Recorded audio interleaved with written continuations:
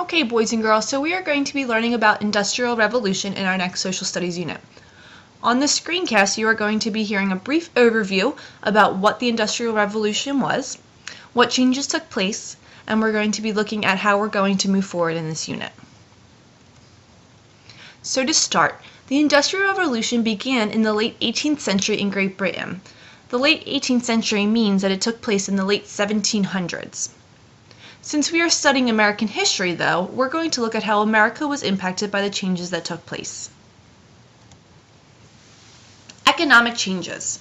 The Industrial Revolution changed the way goods were produced. And remember, goods are anything that is made for consumers or people to buy. It may be because they want to buy them, like clothing and shoes, or they need to buy them, like food.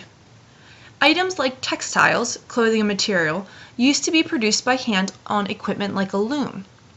With inventions like factory machines, textiles could be produced faster and cheaper.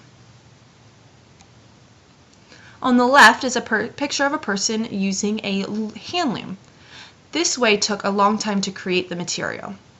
On the right is a machine loom. It could do the work much faster and produce material for cheaper. So what does this actually mean? America went from being agricultural based, which is all farming, to industrial, which is machines and technology. People moved away from the country and into the cities to find jobs. Cities quickly became overpopulated. This means that the cities were so full of people that it couldn't handle it. With the switch to industrialization, many people immigrated or moved to America for jobs in factories. This is a picture of a city during the Industrial Revolution. You can see that it just looks very filthy. People lived in really small spaces because there were so many people trying to live in the cities.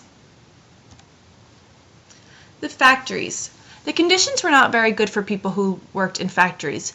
Men and women would be paid very little to work many hours in unfair conditions. Operating the machines were very dangerous and people were often hurt. It wasn't uncommon for people to lose fingers or hands from getting caught in the machines. Child labor. Believe it or not, there was such a need for people to work in the factories that even children were hired. You, as 10-year-olds, could actually work in factories.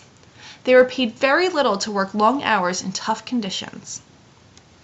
Here are two pictures from people working in factories. On the left is a woman working in a factory, and on the right are two children actually standing on machines in bare feet while working in a factory. The environment. Like we learned about in science, pollution is when harmful materials enter the air. All of the pollution from the factories was very bad for our environment.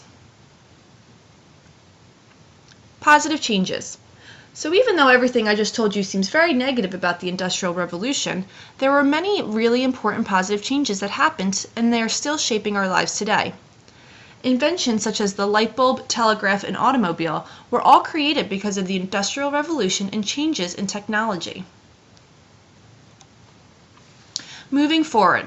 So what we're going to be doing for the rest of this course is we will be learning about the Industrial Revolution more in depth.